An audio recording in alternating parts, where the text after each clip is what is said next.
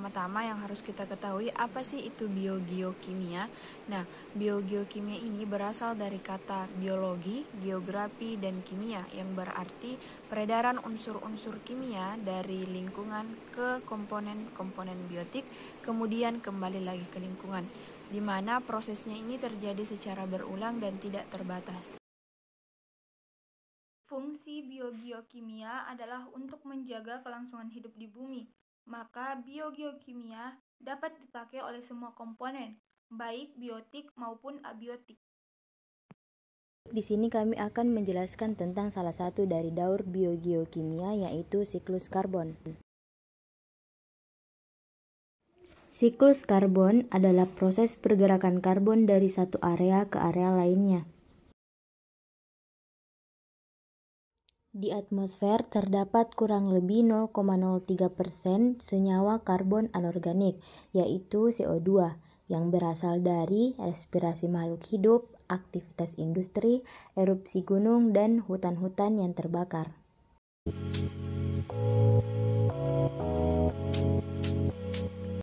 Senyawa karbon anorganik, baik yang berada di darat maupun yang berada di laut, akan diubah oleh produsen menjadi senyawa organik melalui proses fotosintesis, di mana penyimpanan energi yang menghasilkan bahan organik berupa karbonhidrat yang kemudian digunakan untuk aktivitas fisiologi tumbuhan itu sendiri, dan sebagiannya akan ditransfer kepada konsumen melalui rantai makanan, sehingga senyawa karbon energi berpindah dari produsen ke konsumen.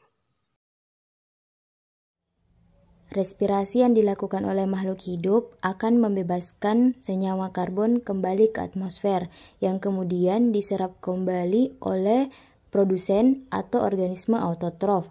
Nah, dari produsen ke konsumen melalui rantai makanan.